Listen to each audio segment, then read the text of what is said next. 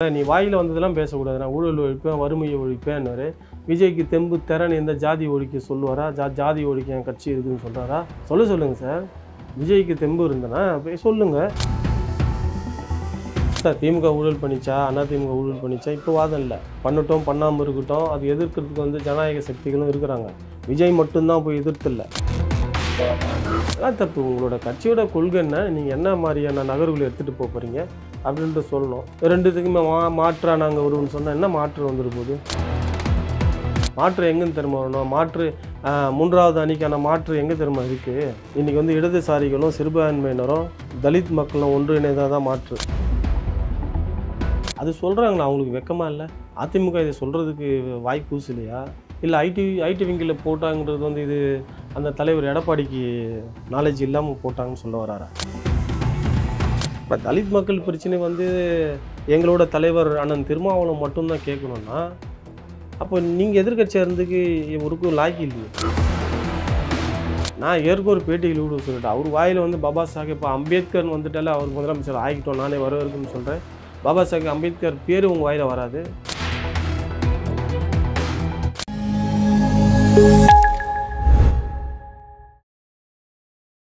நாதஸ் media நேயர்களுக்கு வணக்கம். அரசியல் பல பரபரப்பான கட்டங்களை நோக்கி நகர்ந்து கொண்டு இருக்கிறது. அது குறித்து விவாதிக்க விடுதலை சிறுத்தைகள் கட்சியின் மாநில இளைஞர் பாசறை துணை செயலாளர் திரு லெனின் அன்பரசு நம்முடைய இணைந்திருக்கார். வணக்கம் சார். வணக்கம்.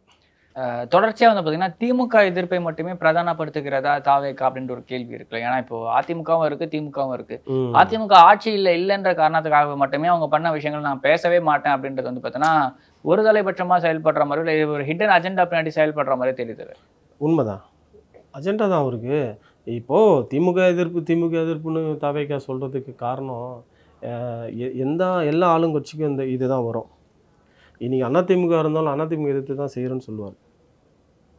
எப்பவுமே இது எந்த ஒரு ஆட்சி வந்து கரண்டில் இருக்கோ அந்த ஆட்சி மீது தான் நம்ம பேசி சொல்ல முடியும், அந்த ஆட்சி மீது தான் விமர்சனம் வைக்க முடியும், அது சரியில்லைன்னு சொல்ல முடியும். அந்த மாதிரி தான் இன்றைக்கி விஜய் வந்து திமுக எதிர்த்து பண்ணுறான்னு சொல்கிறாரு. இது அரசியல் வந்து நிலையான நிலைப்பாடான்றது எனக்கு தெரியல. ஏன்னா அவரே இல்லை நிலையாக திமுக எதிர்க்கிறதுக்கான காரணம் என்ன?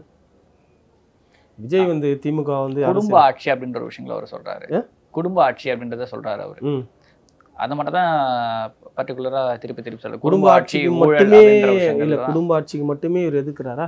ஊழல் அப்படின்ற விஷயங்களுமே அதிமுக ஊழல் இல்லையா? அதிமுக ஊழல் இல்லையா?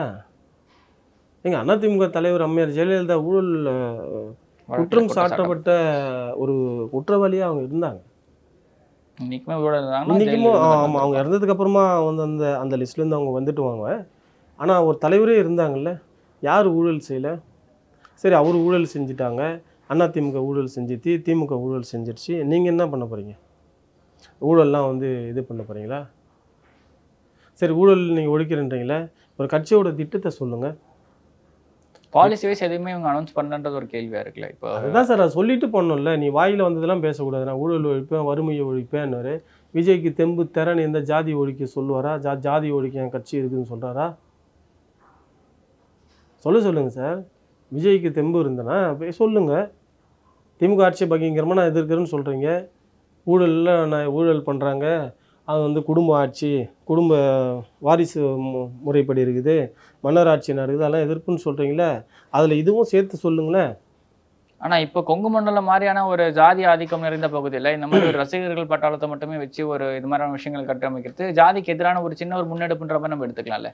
ஏன் அப்படின்னா இப்போ விஜய் ரசிகராக இருக்கும் இவங்க ஜாதி பார்த்து அவங்க அந்த பண்ணுறாங்களான்றது நம்ம இன்னும் டீட்டெயில் கரெக்டுங்க. நீங்கள் ஜாதிக்கு எதிரான ஒரு முன்னெடுப்பு வந்து கொங்கு மண்டலத்துலேருந்து எடுக்கிறாரு, அதை அறிவிக்க சொல்லுங்கன்னு சொல்கிறேன் நான்.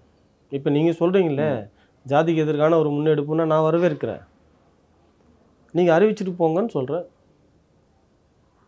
அதே மாதிரி ஜாதிய மோதல்கள் சார்ந்த விஷயங்களையும் பெருசாக எதுவும் ஒரு டிஸ்கஸ் பண்ணி அறிக்கை கொடுக்கறதுல இல்லை. 1-2 சம்பவம் அதை தான் சொல்கிறேன் சார். திமுக ஊழல் பண்ணிச்சா, அதிமுக ஊழல் பண்ணிச்சா இப்போ வாதம் இல்லை. பண்ணட்டும் பண்ணாமல் இருக்கட்டும், அது எதிர்க்கிறதுக்கு வந்து ஜனநாயக சக்திகளும் இருக்கிறாங்க. விஜய் மட்டும்தான் போய் எதிர்த்தில்லை. இப்போ விஜய் வரத்துக்கு முன்னாடி இருந்த ஜனநாயக சக்திகளும் மற்ற அமைப்புகளும் ஊழலை பற்றி எந்த வேலையும் செய்யலையா? எதுவுமே கேட்கலையா? எல்லாம் வாய்முட்டு வேடிக்கை பார்த்துட்டு இருந்தோம். காங்கிரஸோட ஊழல் பேசி தான் திமுக ஆட்சி. இல்லை சார், நீங்கள் சொல்கிறீங்கல்ல விஜய் வருகைக்கு முன்னாடி இருந்த அமைப்புகள்லாம் ஊழலுக்கு எதிராகவும் மற்றதுக்கு எதிராகவும் போராடவே இல்லையா? அப்படிதான் ஆதவ அர்ஜுனும் விஜயும் சொல்ல வராங்களா என்ன? அதெல்லாம் தப்பு. உங்களோட கட்சியோட கொள்கை என்ன, நீங்கள் என்ன மாதிரியான நகர்வுகளை எடுத்துகிட்டு போகிறீங்க அப்படின்ட்டு சொல்லணும். ரெண்டுத்துக்குமே மாற்றா நாங்கள் வருவோம்னு சொன்னால் என்ன மாற்றம் வந்துரு போகுது? என்ன மாற்றம் வந்துரு போகுது? ஒன்றுமே கிடையாது. ஒன்று சொல்லட்டுமா, ரெண்டுத்துக்குமே மாற்று வந்து ரெண்டுத்துக்குமே அண்ணா திமுக திமுகவுக்கு மாற்று இந்த தமிழ்நாட்டு வரலாறு இது நீங்கள் பார்க்கல, நானும் பார்க்கல. என்ன மாதிரியான மாற்றம் இங்கே வந்துரும்னு நினைக்கிறீங்க? என்ன மாதிரியான மாற்றம் நீங்கள் கொண்டுட்டு வரணும்னு விரும்புகிறீங்க? அது முடியாது. மாற்று எங்கேன்னு திரும்ப வரணும்? மாற்று மூன்றாவது அணிக்கான மாற்று எங்கே திரும்ப இருக்குது? மக்கள் மத்தியில் தான். மக்கள் மத்தியில் இல்லை. இன்றைக்கி வந்து இடதுசாரிகளும் சிறுபான்மையினரும் தலித் மக்களும் ஒன்றிணைந்தால் தான் மாற்று.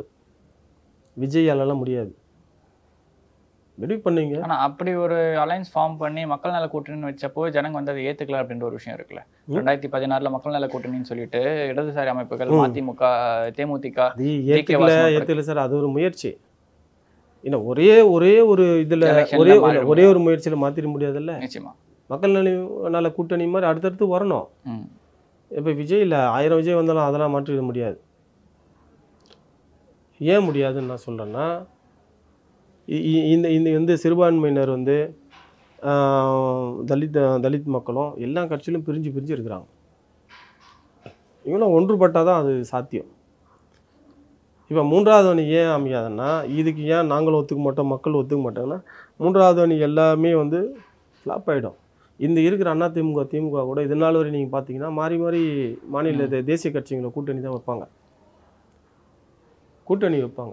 நாமளும் வந்து ஆர்எஸ்எஸ் எதிர்ப்பு, சனாதன எதிர்ப்பு, பாரதிய ஜனதா எதிர்ப்புக்காக இந்த ரெண்டு கட்சியும் நம்ம வந்து 40 வருஷமாக மாறி இது இல்லை அது இல்லை அதெல்லாம் மாறி ஆதரிக்க வேண்டிய சூழல் ஆயிடுச்சு. எங்களுக்கும் தெரியும். இப்போ அம்மையார் ஜெயலலிதா தோத்தாங்கன்னா கலைஞர் வருவார். கலைஞர் வந்தார்னா அது அதிமுக வந்து பாஜகலேருந்து திமுக போவோம், திமுக வந்தால் இவங்க போவாங்க, மாறி வருவாங்க. இதெல்லாம் நடக்கும்னு தெரிஞ்சும் நம்ம ஏன் வந்து சுமக்க வேண்டிய சூழ்நிலை ஆச்சுன்னா, சனாதன எதிர்ப்பு, ஆர்எஸ்எஸ் எதிர்ப்பு இதை மையமாக வச்சு தான் வந்து நம்ம பண்ணிகிட்டு இருந்தோம். இப்போ இதுக்கெல்லாம் மாற்று சக்தி வரணும்னா மூணாவது அணி கட்டாயம் வேணும் தான். ஆனால் அது வந்து பொருத்தமான மூணாவது அணி விஜய் அணி இல்லை. Okay sir. இப்போ நம்ம அதிமுக பற்றி பேச ஆரம்பிச்சிடும். இப்போ அதிமுக வந்து முதல்ல இருந்தே விசிகாவோட ஒரு கூட்டணி வைக்கணுன்ற ஒரு மிகப்பெரிய ஒரு இது பண்ணிட்டு இருந்தாங்க. சவுக்கு சங்கர் உட்பட பல பேர் வந்து சொல்லிட்டு இருந்தாங்க, விசிகாவோட அலையன்ஸ்ல அதிமுக அலையன்ஸ்ல காங்கிரஸ், விசிகா, கம்யூனிஸ்ட் போன்ற கட்சிகள்லாம் வந்து சேர்ந்துருந்த விஷயங்கள் 2024 பேசிட்டு இருந்தாங்க. ஆனா அப்பவே வந்து திரும்ப சொல்லியிருந்தாரு, இல்ல இது வந்து ஒரு நிரந்தரமான விஷயம் கிடையாது அதிமுகவோட இது அப்படின்றது, எப்போ வேணா அவங்க திருப்பி பாஜகவோட கைக்கு போலான்ற மாதிரி விஷயம் வந்து சொல்லியிருந்தாரு. இப்ப அதே மாதிரிதான் வந்து பாஜகவோட அலையன்ஸ்ல வந்து அதிமுக வந்துருச்சு. இப்ப ரீசெண்டா அதிமுக வந்து ஐ டோன்ட் கேர் அப்படின்ற மாதிரி விஷயங்களை திருமாவர்கள் வந்து ஒரு விஷயம் சொல்லியிருந்தாரு. யார் வேணா என்ன வேணா இது பண்ண முடியாது, நம்மள என்ன பண்ணாலும் ஐ டோன்ட் கேர், அதை பத்தி நான் கவலைப்படுற ஆள் கிடையாது, பதவி கோசம் இது போக மாட்டேன் அப்படின்னு விஷயம் சொல்லியிருந்தாரு.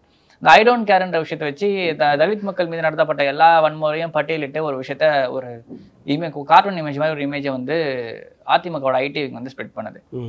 இது எப்படி எடுத்துக்கிறது? அதிமுக ஐடி விங்கில் போட்டிருக்கா தலைவர்,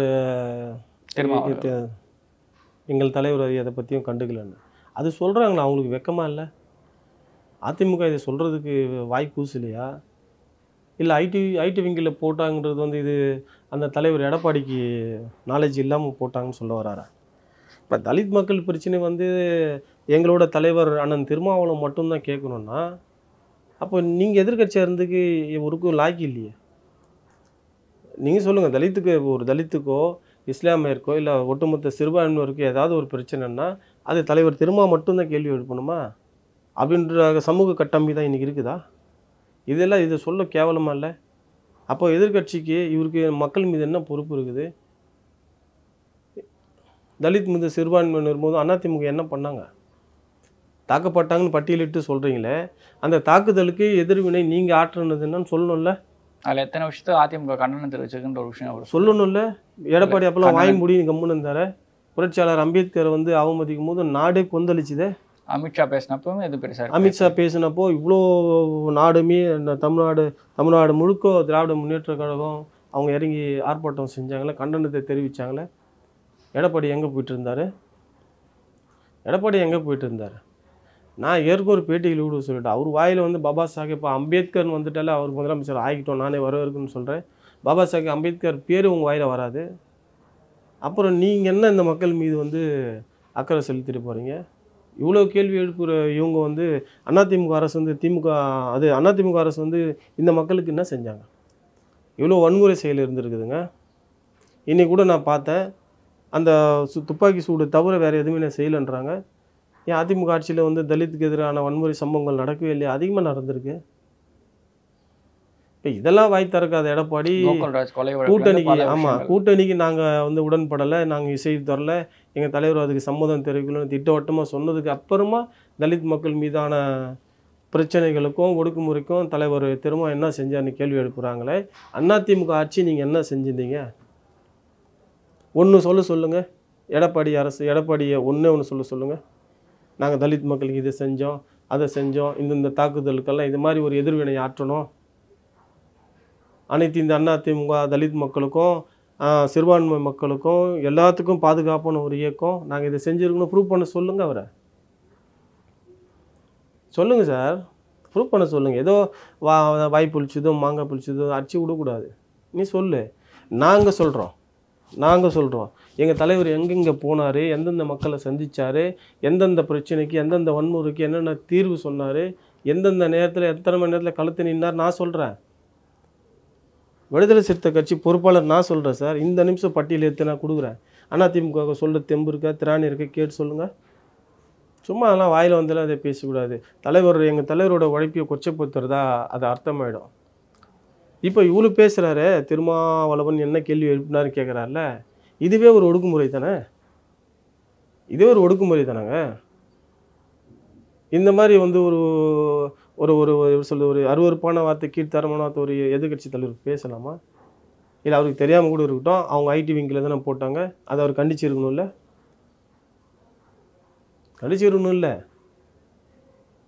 இப்போ நாங்கள் தான் விடுதலை சிறுத்தை மட்டும்தான் கேள்வி கேட்கலன்னு சொல்கிறாரு. அப்போ ஒத்துக்கலாமா? சிறுபான்மை மக்களுக்கும் தலித் மக்களுக்கும் எல்லாத்துக்கும் ஒட்டுமொத்தமான ஒரே பாதுகாவலில் தமிழ்நாட்டோட தலைவர் திருமான்னு ஒத்துக்க சொல்லுங்கள். அறிக்கை விட சொல்லுங்கள், நாளைக்கு அறிக்கை விட சொல்லுங்கள். நாங்கள் அதிமுகவும் எதுவுமே செய்யலை, மற்ற எந்த கட்சியும் நாங்கள் செய்யலை, இந்த 2 மக்களுக்கும் தோழர் திருமா தான் தலைவர்னு இவர் அறிவிக்க சொல்லுங்கள். அப்போ நாங்கள் பார்த்துக்குறோம், இந்த மக்களுக்கு எதானாலும் நாங்கள் பார்த்துக்குறோம். என்ன ஒரு நகைச்சுவையான இது, எப்படி சொல்கிறது, எப்படி கடந்து போகிறது? எதாவது நம்ம பேசிடுறோம் வாய் வந்து. இப்போ இந்த மாதிரிலாம் எரிச்சலாக இருக்க. ஒவ்வொரு சம்பவத்துக்கும் 1 மணி ஆனாலும் 2 மணி ஆனாலும் எங்கள் தலைவர் போய் அங்கே நிற்கிறாரு. இவர் போவாங்களா? எதை வச்சுட்டு இவரை பட்டியல் போட்டு காட்டுறாங்க? இவர் என்ன பண்ணிட்டாரு? அதெல்லாம் தப்பு. இவங்க சொல்கிறதெல்லாம் வந்து நம்ம கேட்டுட்டுலாம் இருக்க முடியாது. அது நம்ம திருப்பி பேசாமல் நம்மளால இருக்க முடியாது. நாங்கள் இன்றைக்கி பட்டியல் கேட்குறோம். நீங்கள் அதிமுக என்ன செஞ்சீங்கன்னு சொல்லு, விடுதலை சிறுத்தை கட்சி நாங்கள் என்ன நான் சொல்கிறேன். இப்போ எடுத்து காட்டுவேன். என் ஃபோனில் எல்லாத்தையும் சேவ் பண்ணி ஒரு அப்டேட்டோடு இருக்கும். இந்த சம்பவங்கள்லாம் நடக்கும்போது எங்கள் தலைவர் எப்போ போனார், எத்தனை மணி போனார் நான் சொல்கிறேன். அவர் ஐயா எடப்பாடி எடுத்து காட்ட சொல்கிறேன். அவருக்கு மக்கள் மீது என்னங்க ஒரு அக்கறை இருக்குது சொல்லுங்கள். புரட்சியாளர் அம்பேத்கர் அவமதிக்கும் போது நீங்கள் என்ன சொல்ல வரீங்க கேட்டது, இது பதில் வந்து ஜெயக்குமார் குத்துறான்னு சொல்லிட்டு போயினேன்ட்டார். இவரெலாம் இதை பேச தகுதியா? அதெல்லாம் வேஸ்ட், விட்டுருங்க. அதே மாதிரி ஜெயக்குமார் போன்றவர்கள்லாம் திருமாவளவன் வந்து குழப்பத்தில் இருக்காருன்ற மாதிரி விஷயங்கள்லாம் வந்து சொல்லிட்டு இருக்காங்க, கூட்டணி சார்ந்த விஷயங்கள். யார்? எங்கள் தலைவர் குழப்பத்தில் இருக்கார்? சரி, யார் சொன்னது? ஜெயக்குமார் அவர்கள் தான். ஜெயக்குமார் முதல்ல அவர் குழம்பாமல் தெளிவாக இருக்கு சொல்லுங்கள். எங்கள் தலைவர் வந்து இவரு குழப்பத்தில் இருக்குன்னு சொல்கிறாரு. என்ன குழப்பம் இருக்குது? நாங்கள் என்ன குழம்பணும்? கூட்டணி சார்ந்த விஷயங்கள் ஒரு சிலதெல்லாம் ஒன்றுமே குழப்பம் இல்லைங்க. எந்த குழப்பமும் எங்களுக்கு கிடையாது, எங்கள் தலைவர் கிடையாது.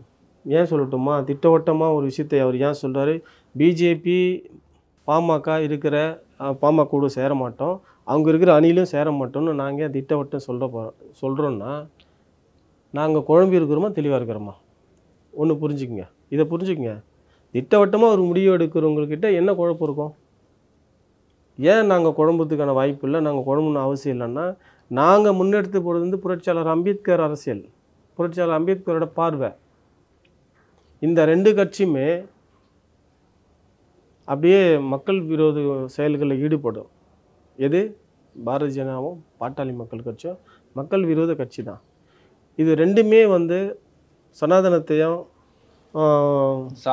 சாதி அமைப்புகளும் எதிர்க்கிறது தான் விடுதலை சிறுத்தையோட பிரதான நோக்கம். இதுதான் தலைவர் அம்பேத்கரோட பாதை. நாங்கள் தலைவர் அம்பேத்கர் பாதையை பின்பற்றுறதுனால இந்த 2 கட்சியுமே எதிரான ஒரு திசையில் நிற்கிறதுனால நாங்கள் போக முடியாது, போக மாட்டோம் அப்படின்னு தெளிவாக சொல்கிறோம். இதில் என்ன குழப்பம் இருக்குது? தன் வாழ்நாள் முழுவதும் என் உயிர் உள்ள வரையும் நான் இந்து மதத்தை வேறு அறுப்பேன் எதிர்த்தவர் புரட்சியாளர் அம்பேத்கர். நாங்கள் அம்பேத்கரோட பேரனுங்க, அம்பேத்கரோட பிள்ளைங்க, அம்பேத்கர் அரசியலில் முன்னெடுக்கிறவங்க. நாங்கள் எதுக்குங்க குழம்பணும்?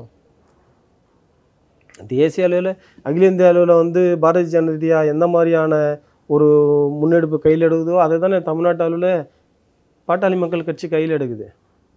2த்துக்கும் வேறுபாடு இல்லையே, 2ம் ஒன்று தான். அப்படி அது இருக்கிறதுனால நாங்கள் தெளிவாக சொல்கிறோம், வர முடியாதுன்னு சொல்கிறோம். இதனால் என்ன பிரச்சனை ஏற்பட்டாலும், எனக்கு என்ன இழப்பு ஏற்பட்டாலும் எனக்கு அதை பற்றின ஒரு கவலையே இல்லை, ஐ டோன்ட் கேர்னு எங்கள் தலைவர் சொல்கிறாரு. இதில் என்ன குழப்பம் இருக்குது?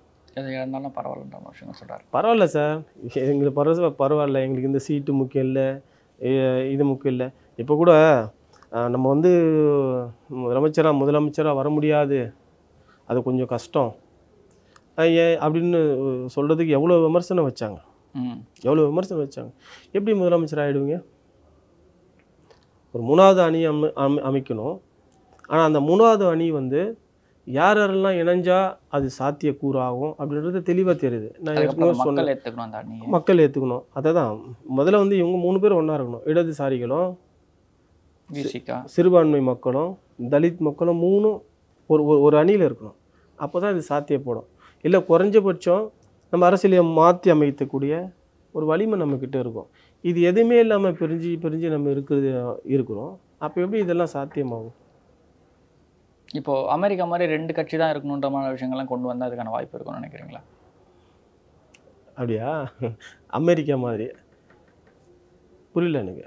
இல்லை, அமெரிக்காலலாம் பிரதானமாக 2 கட்சி இருக்கும். இப்போது ஏடிஎம்கே காங்கிரஸ், ஏடிஎம்கே டிஎம்கே இருக்க மாதிரி பிரதான ரிப்பப்ளிக் பார்ட்டி டெமோக்ராட்டிக் பார்ட்டிங்கிற மாதிரி 2 பிரதான கட்சிகள் இருக்கும்.